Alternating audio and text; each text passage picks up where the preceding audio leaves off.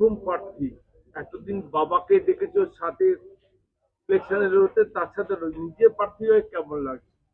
খুবই ভালো লাগছে যে আমাদের জননেত্রী মমতা বন্দ্যোপাধ্যায় এবং সর্বভারতীয় সাধারণ সম্পাদক অভিষেক বন্দ্যোপাধ্যায় আমাকে এই দায়িত্বটা দিয়েছেন এবং আমাকে যোগ্য মনে করেছেন যে এই ইলেকটোরাল পলিটিক্সে ওনাদের প্রতিনিধিত্ব করার জন্য।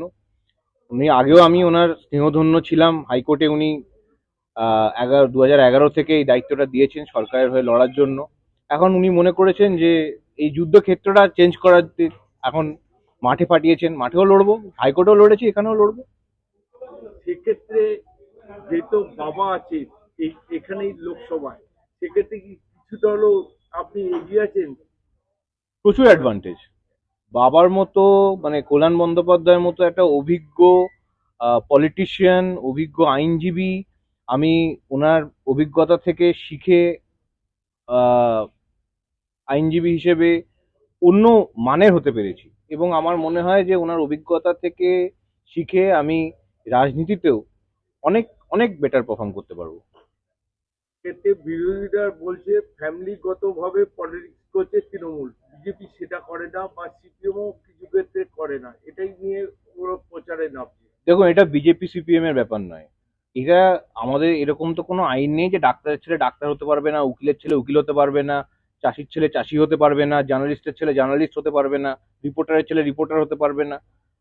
প্রথম প্রশ্নটা হচ্ছে যে প্রথম প্রশ্নটা হচ্ছে যোগ্যতা।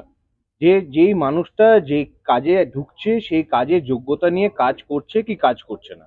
এবং সেই জায়গাতে আমি এইটুকু বলতে পারি যে শুধু আমার বাবা রাজনীতিতে আছে বলে আমি রাজনীতি করতে পারবো না, সেটা আমার মনে হয় সেই মানসিকতাটা ঠিক নয়। আমি 2005 থেকে 2011 ছাত্র রাজনীতি করেছি এমন সময় যখন সিপিএম সরকারে আমাদের কলেজে ইলেকশন করতে দিত না।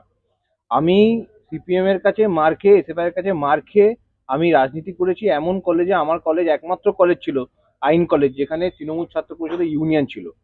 সুতরাং আমি প্রত্যেকটা স্তরে নিজের যোগ্যতা প্রমাণ করতে করতেই এসেছি এবং কোনো জিনিসটা গাছ থেকে পেড়ে খাওয়ার ছেলে আমি নই।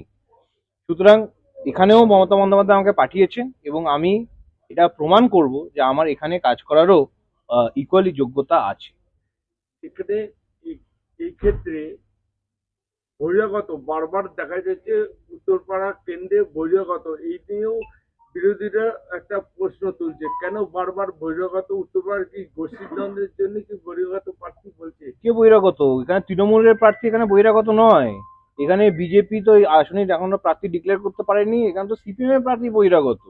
সিপিএম এর প্রার্থী নন্দীগ্রামে বাজে রেজাল্ট করেছে বলে তাকে কেন্দ্র চেঞ্জ করে এখানে আসতে হয়েছে। আমি এখানে গত 7টা নির্বাচনে প্রচার করেছি।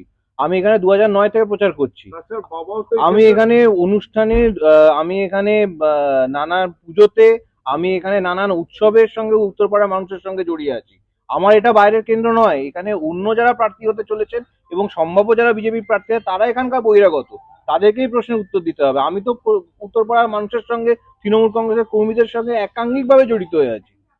সেটার ব্যাপারে কতটা আশাবাদী? একেবারেই আশাবাদী এবং আমার এখানে জেতার প্রসঙ্গটা এটাই যে আগের বারে আমি অন্য প্রার্থীর জন্য ভোট চাইতে এসেছিলাম এবং তাকে উত্তরপাড়ার মানুষ আশীর্বাদ করে 1 লাখের ওপরে ভোট দিয়েছে।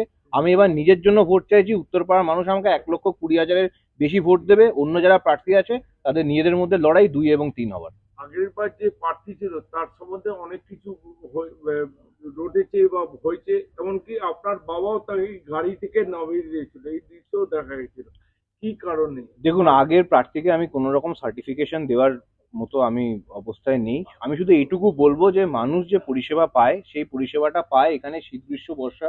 তৃণমূল কংগ্রেসের যে অজস্র কর্মীরা আছেন, কাউন্সিলররা আছেন, চেয়ারম্যান আছেন, ভাইস চেয়ারম্যান আছেন, আমাদের পঞ্চায়েতের প্রধানরা আছেন, তাদের হাত থেকে সেই পরিষেবাটা পান এবং তারা 365 দিন অক্লান্ত পরিশ্রম করেন এখানকার মানুষের পিছনে। মানুষ যাতে এখানকার সিভিক অ্যামিনিটিস এবং বিভিন্ন যা আমাদের সরকারি প্রকল্প আছে তারা যাতে পান। এবং সেখানে আগের প্রার্থী কি করেছেন না করেছেন সেটা একেবারেই ইমেটেরিয়াল। প্রথম কথা হচ্ছে যে এখানকার মানুষ এই পরিষেবাটা পেয়েছে কিনা আমাদের তৃণমূল কংগ্রেসের এই অক্লান্ত পরিশ্রমের ফলে। হিন্দিতে তারা একটু